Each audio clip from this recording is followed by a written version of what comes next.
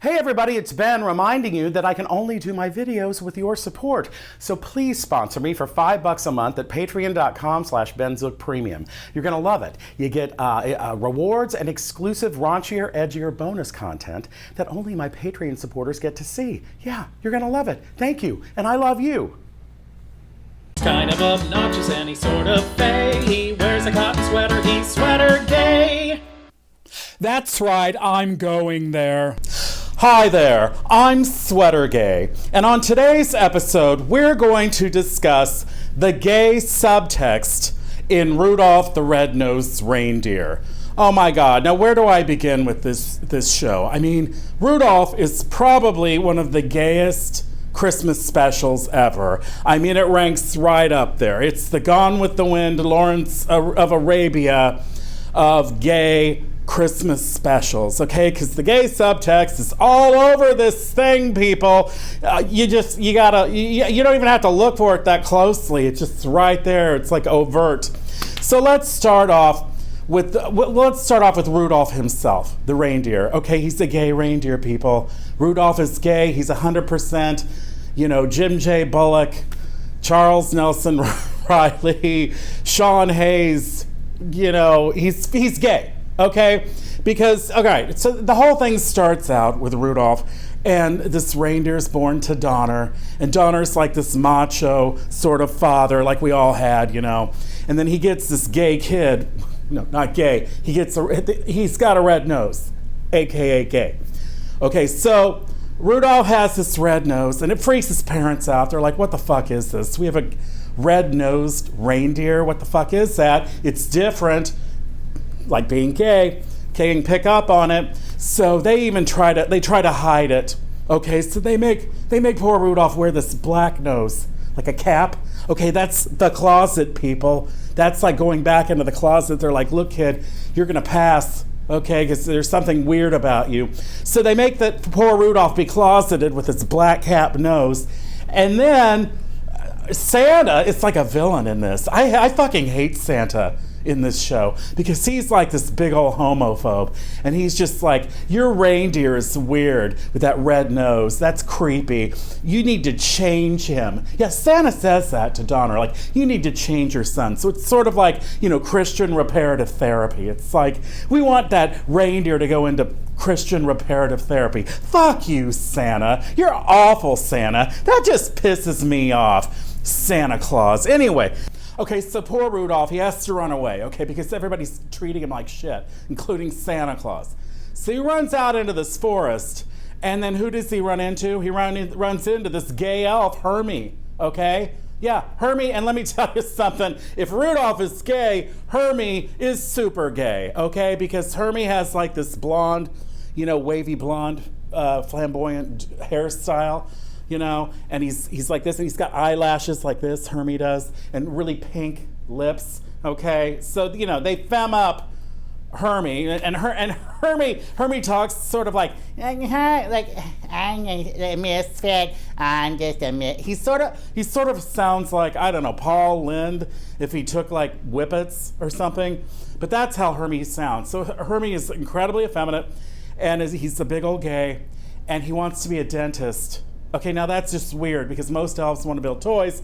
Hermie wants to be a dentist. Okay, once again, it's the gay metaphor, okay? He doesn't fit in. He doesn't want to be like all the other fucking boring elves. He wants to be a dentist. And by the way, I would love to date Hermie because dentists make a shitload of money. So Hermie, call me. Let's get together.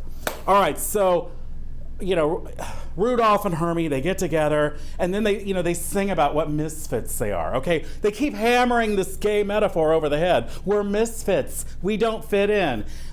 In other words, Hermie and Rudolph like to suck dick, okay? And they like to get pounded because that's why they don't fit in if you go with this metaphor.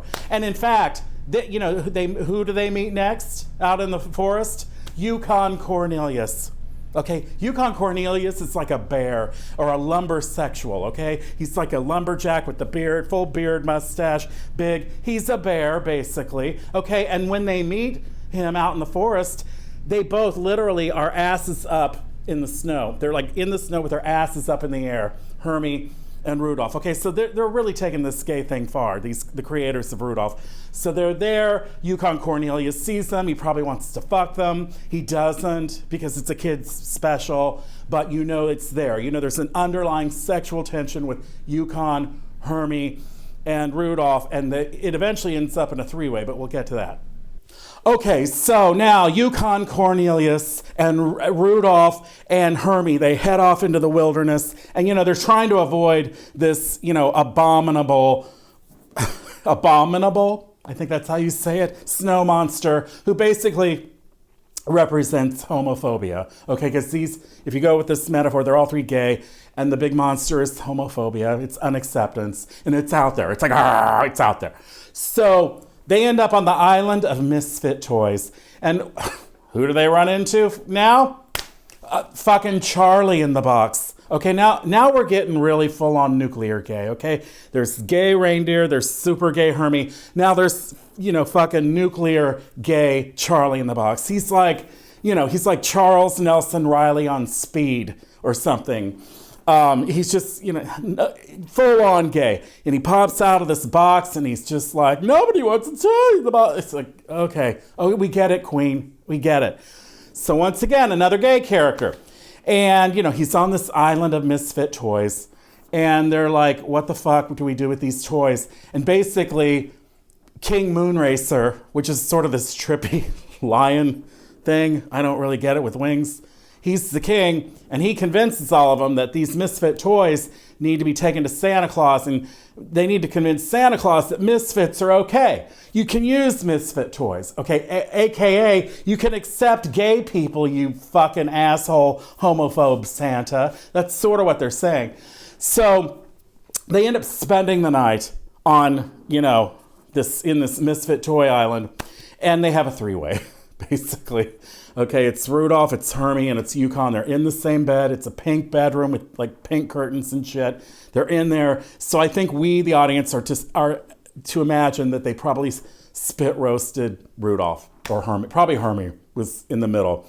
But Rudolph and Yukon fucked Hermie in the ass. I think it's basically what you're supposed to take away from this scene. Okay, they don't show it, but I think we all know what happened. Okay, so Rudolph runs off, because he realizes that monster, homophobia, is going to head to the North Pole. He wants to protect his family and shit. So anyway, I don't know how the hell they all get there, but there's a big climax, okay, where they confront homophobia, the big snow monster, the abominable.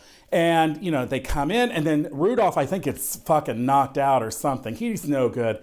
But then Hermie and Yukon Cornelius, they end up defeating the monster, okay? And everybody sees this, Donner and Santa and all these people. They see that gay people can battle monsters too. And I think Hermie does something like defangs the fucking monster and shit. Like, just takes his teeth out or something. And it's like, koosh, they kill him. Or they don't kill him, but they knock him out. So then everybody's like, look, the homos killed or, defanged this big monster, aka homophobia. So they realize that gay people can be masculine and useful and cool, okay, even though they're gay. So now everything's happy. They're like, yay, welcome home, and all that shit. And then, of course, it snows and all that, and the red nose ends up being a good thing for Rudolph. So his gayness actually works for the team, for this, the reindeer team. And then I think Hermie stays on and gets to be a dentist. So they're like, okay, Queen, do your thing. And then Yukon Cornelius, I can't remember what the fuck happens to him, but I think they're like, he's cool, he's a bear, whatever. So everybody sort of realizes that homophobia is stupid and you don't need it. But then I think it is kind of a mixed message ending, because I think Rudolph is stuck with Clarice or something, like in some sort of marriage or some sort of relationship. So, he's just going to be like, okay, I'll be in this marriage of convenience, but I'm going to go get dick on the side. That's what Rudolph is basically saying to all of us. I'm going to go suck dick on the side, but I'll be with Clarice, for a happy ending and shit. So that's the subtext of Rudolph the Red-Nosed Reindeer. It's very clear, it's very obvious, and I think it's an important Christmas message for us and for all of our children and our nieces and nephews.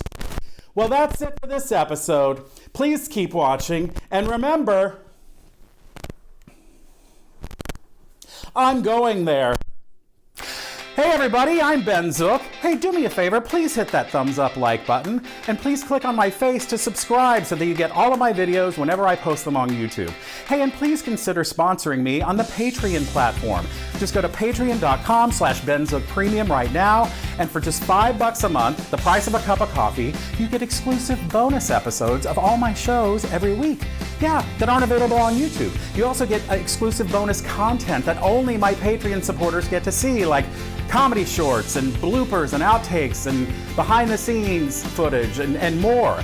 You know, I produce this channel all by myself, and that takes money. It takes money for production costs, for wardrobe. My wig budget alone is astronomical, and Patreon is a great way for you to support the content that you love on a monthly basis and get terrific perks and rewards in the process. Hey guys, thank you so much for your support. I love you, and I really can't thank you enough. Ben Zook has a